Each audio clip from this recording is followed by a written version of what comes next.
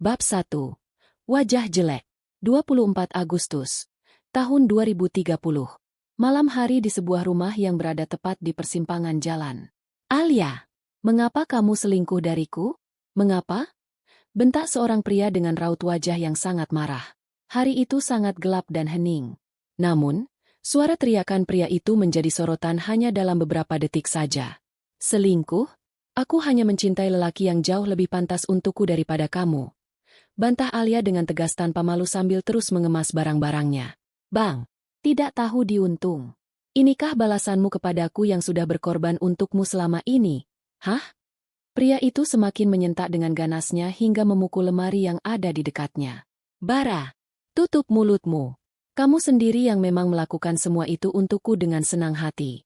Jangan kau ungkit tindakanmu sendiri yang tidak pernah aku minta sama sekali. Alia dengan gigih membantah semakin ganas. Dia mempercepat mengemas beberapa barang-barangnya dan langsung memasukkan semuanya ke dalam kopernya. Bara yang melihat itu semakin sedih dan terluka hatinya. Dia tidak habis pikir kalau Alia yang dicintainya begitu tulus selama ini malah tega berkata seperti itu. Alia, kumohon.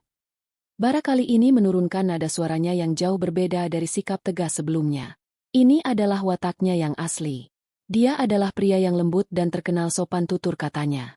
Alia adalah istrinya yang begitu berharga di dalam benaknya.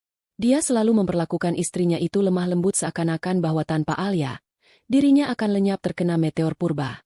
Ketika dia menyadari perselingkuhan Alia, dia berharap kalau istrinya itu akan setidaknya menyesal atau sedikit merasa bersalah. Namun, harapannya semakin hancur seiring Alia mulai semakin ganas memarahinya seakan dia yang bersalah saat ini.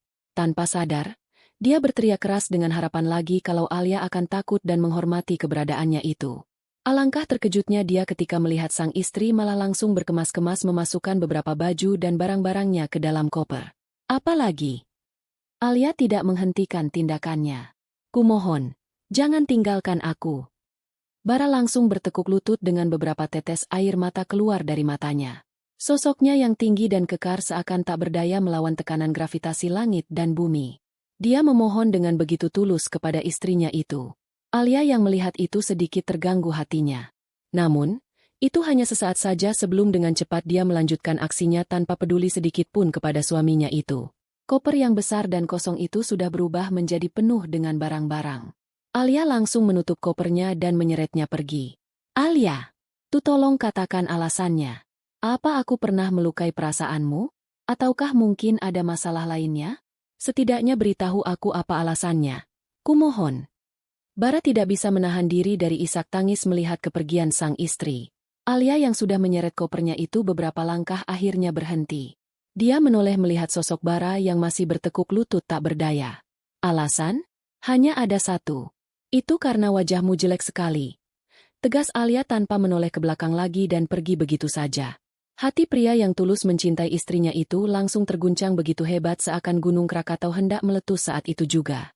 Hahaha, wajahku jelek? Hanya itu? Hahaha. Gumam Bara tanpa tertawa meski tetesan air mata keluar begitu deras.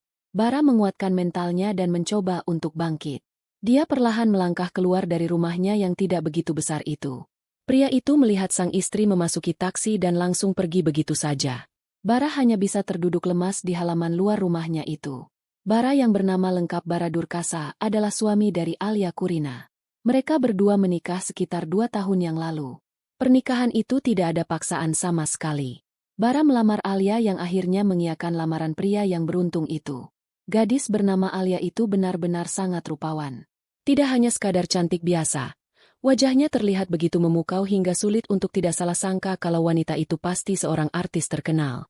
Tidak cukup sampai di sana. Wanita itu juga sudah bergelar S2 di bidang bisnis dan manajemen. Hal itu menjadikan sosoknya menjadi begitu sempurna hingga langit lapis ketujuh. Adapun Bara, dia hanya pria biasa yang penghasilannya hanya bergantung dari gaji karyawannya di sebuah peternakan ayam. Terkadang, pria itu juga melakukan segala macam pekerjaan lainnya demi memenuhi kebutuhan hidupnya.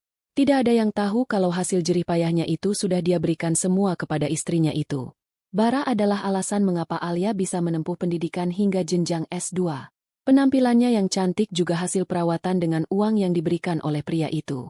Jika semua orang tahu kalau gaji pria itu hampir mencapai total sekitar 10 juta per bulan, Tentu tidak ada yang akan percaya. Bara bekerja dengan cerdas. Meski dia seorang karyawan, dia juga seorang kreator video dan penulis dengan nama Penaham Famerman. Penghasilannya lumayan jika digabungkan dengan pekerjaan karyawannya itu. Namun, semua uang itu langsung diserahkan kepada Alia dan dia hanya butuh uang untuk makan dan membeli pakaian saja. Bahkan kendaraan motor satu-satunya selalu digunakan oleh Alia setiap harinya. Dia hanya bisa pergi bekerja dengan jalan kaki hingga menempuh beberapa kilometer jauhnya. Itu adalah tekad seorang pria yang begitu tulus mencintai istrinya.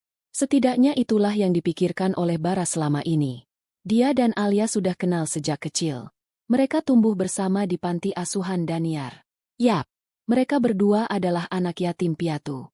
Bara selalu tampil dengan gagah menjadi sosok yang luar biasa.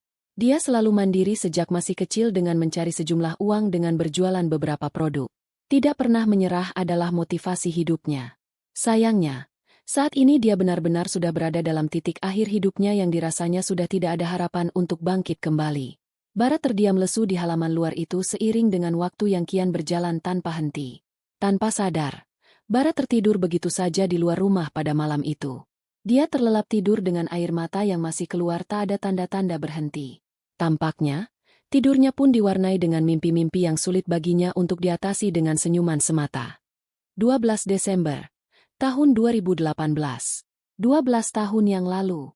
Panti asuhan Daniar yang berdiri selama beberapa tahun kian semakin terkenal menjadi tempat penampungan anak yatim piatu terbaik di seluruh Kabupaten Sidoarjo. Tempat itu penuh dengan keceriaan yang sangat langka. Jika para orang dewasa datang ke sana, sulit bagi mereka untuk tidak merasa nyaman. Anak-anak yang penuh tawa itu tidak pernah mengeluh dengan keadaan mereka yang harus kehilangan orang tuanya, dan tidak ada kerabat dekat yang mau mengurus mereka. "Hei Bar, katanya akan ada gadis baru yang akan tiba nanti." Seorang pemuda berbicara dengan teman dekatnya di sebuah taman bermain. "Jangan lupa subscribe, like, dan share video ini ya. Cerita selengkapnya hanya ada di KBM App. Sampai jumpa lagi Mas Bro."